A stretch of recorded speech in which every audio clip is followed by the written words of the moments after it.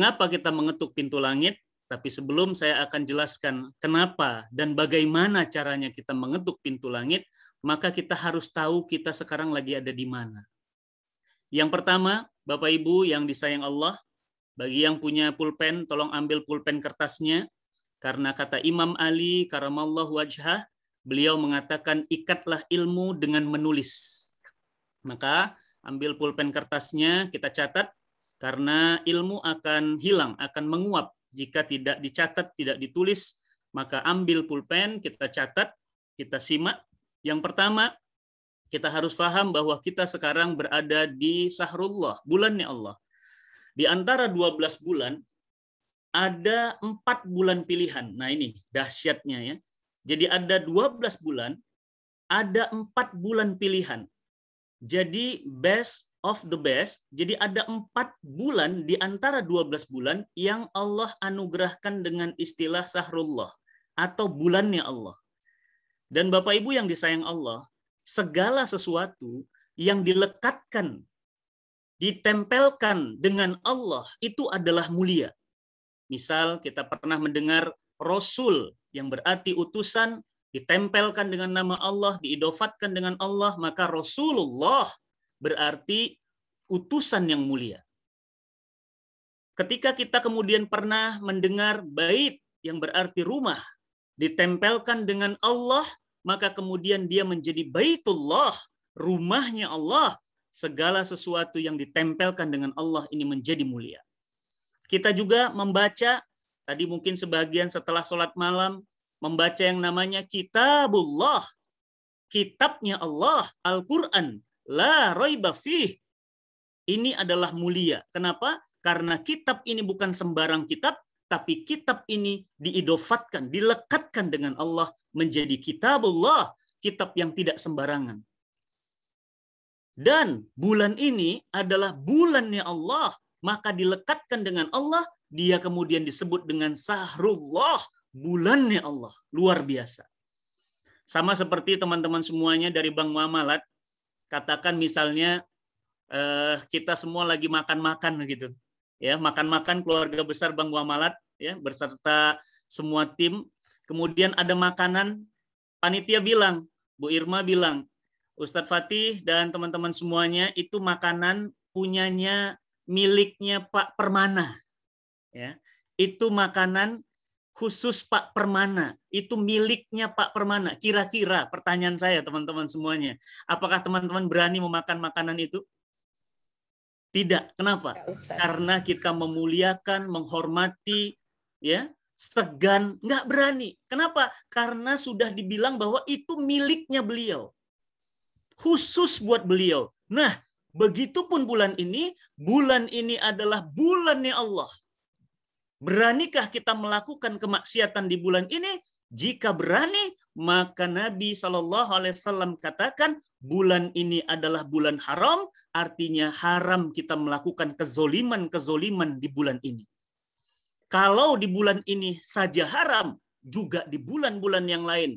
Jangankan di bulan lain, di bulan ini lebih haram lagi, karena 1 kali perbuatan maksiat di bulan haram, 2 kali lipat dosanya. Dan catat, 1 kali kebaikan di bulan ini, maka 2 kali lipat kebaikannya. Bersedekah, 2 kali lipat pahalanya. Sholat malam kita tadi malam ini, 2 kali lipat.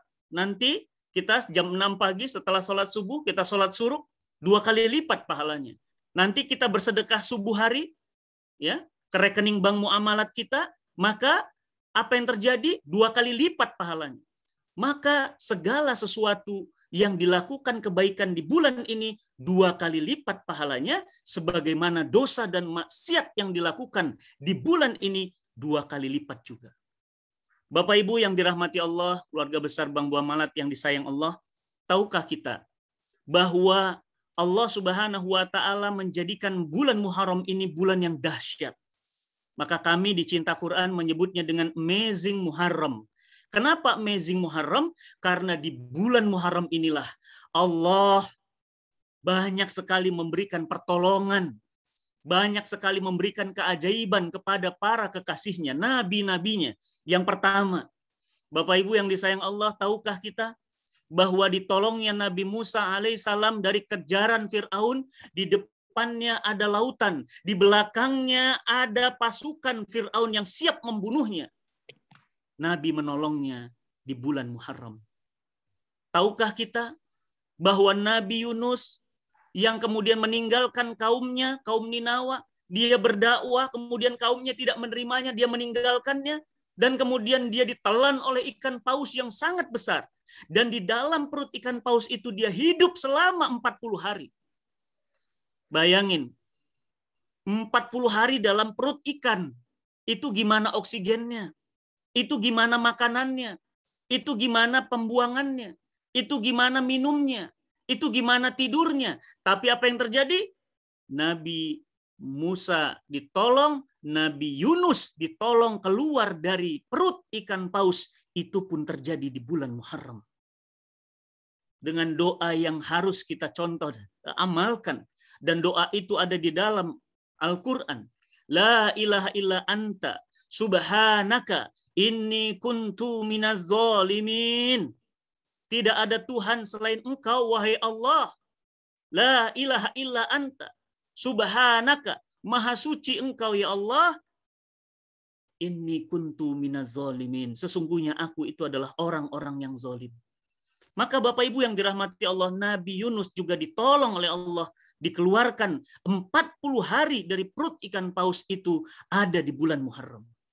Tahukah kita bahwa hujan menurut para ulama pertama kali turun ke muka bumi juga itu ada di bulan Muharram. Bahkan ditolongnya Nabi Adam turun pertama kali di bumi ini juga di bulan Muharram. Bahkan di bulan Muharram ini pula Nabi Yusuf yang mengalami penyiksaan dari saudara-saudaranya dimasukkan ke dalam sumur yang dalam, dikeluarkan oleh Allah. Itu juga terjadi di bulan Muharram. Dan baginda kita tercinta Nabiullah Muhammad sallallahu alaihi wasallam itu pun ditolong oleh Allah, diniatkan, digerakkan hatinya untuk memilih hijrah di bulan Muharram. Beliau mengambil niat hijrah di bulan Muharram dan beliau mulai berangkat Rabiul Awal. Jangan salah ya Bapak Ibu ya. Nanti ada yang nanya, kapan Nabi Muhammad hijrah? Bulan Muharram. Salah. Ya. Niatnya bulan Muharram, berangkatnya Rabiul Awal. Jadi beliau itu pasang niat di bulan Muharram. Apa artinya? Pak Permana, selamat. Saya kalau ingat Bank Muamalat sekarang ingatnya hijrah. Berarti campaign, berarti tagline, berarti ingat Bank Muamalat, sekarang ingat hijrah. Ini berhasil berarti.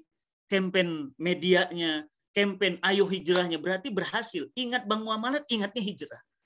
Dan ingat hijrah, ingat niat. Kenapa? Kalau kita niatnya hijrah karena Allah, kita dapatkan Allah. Kalau kita niat hijrah karena dunia, kita akan dapatkan dunia, bukan dapat yang lainnya. Maka Bapak Ibu yang disayang Allah, sadarilah kita sekarang sedang berada di bulan Muharram dan mungkin tahun depan kita sudah tidak ada lagi di bulan Muharram ini. Sebagaimana Nabi SAW, beliau sangat menginginkan, sangat mendambakan, andai tahun depan kita masih ada, aku akan berpuasa 9 Muharram. Tapi apa yang terjadi Bapak Ibu yang disayang Allah?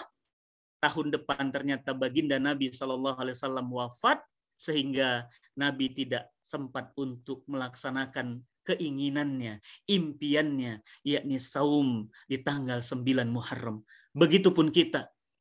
Pak Wahyu Hidayat di sini, Pak Mustaqim, di sini ada Masya Allah banyak sekali ya peserta yang hadir pada hari ini. Ya, ada Pak Solihin, ada Pak Rusdi, ada Masya Allah, semuanya sangat menginginkan bertemu lagi bulan Muharram, bulan Ramadan tahun depan. Tapi belum tentu kita masih ada. Belum tentu kita masih ada. Oleh karena itu, Bapak Ibu yang disayang Allah, maka jangan sia-siakan kesempatan kita karena perjalanan akhirat kita sangat panjang, tetapi ransel-ransel kita masih kosong. Mungkin sahabat-sahabat kantor kita sudah banyak yang wafat. Kita lihat banyak guru-guru kita yang sudah wafat. Bapak Ibu, beberapa waktu sebelum Syekh Ali Jabir wafat, masih sempat voice call dengan saya. Dan sekarang beliau sudah meninggalkan kita. Beliau sudah menemui Allah Subhanahu wa Ta'ala.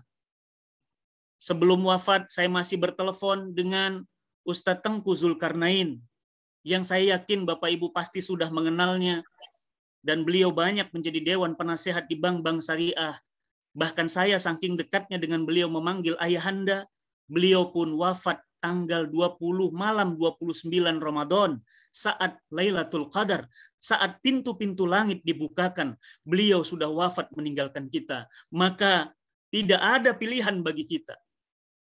Tadi pesan Pak Permana luar biasa, dahsyat, sebagai pemimpin, sebagai CEO, sebagai nahkoda, beliau memesankan kepada kita bahwa ada yang lebih besar dari niatan sekedar jabatan, profesi, gaji. Apa itu? Mendapatkan keridhaan dari Allah Subhanahu wa Ta'ala dan tempat nanti di akhirat sana. Inilah yang disebut dengan majul maddah birruh. Apa itu? Memadukan antara energi materi dan ruh. Islam bukan agama sekuler. Islam tidak pernah memisahkan agama dari ekonomi. Islam tidak pernah memisahkan agama dari sosial. Islam tidak pernah memisahkan agama dari politik.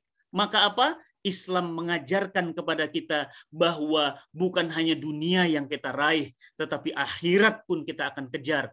Allah Subhanahu wa Ta'ala, Bapak Ibu, buka Quran surat Al-Qasas. Nah, siapkan Qurannya semua.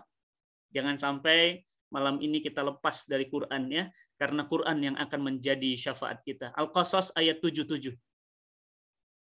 Ya. Allah Subhanahu wa Ta'ala berfirman, "Wabtaghi fima ataqallahu daral akhirah wa la tansa nasibaka minad dunya wa ahsinu kama ahsanallah." Apa di sana Bapak Ibu terjemahannya? Wabtaghi fima ataqallahu darul akhirah. Allah menyebut akhirat dulu baru dunia.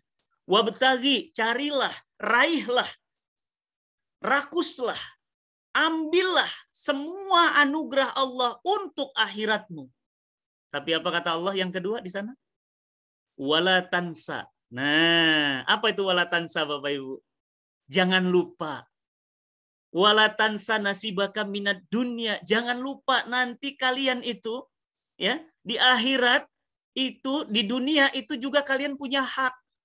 Jadi dunia itu disebut jangan lupa, tapi akhirat di sana dikatakan apa? Raihlah. Masya Allah, luar biasa nih ayat ini. Oleh karena itu seorang mukmin dia akan profesional di dunia. Dia akan kejar dunia. Tapi yang paling dia kejar adalah akhiratnya.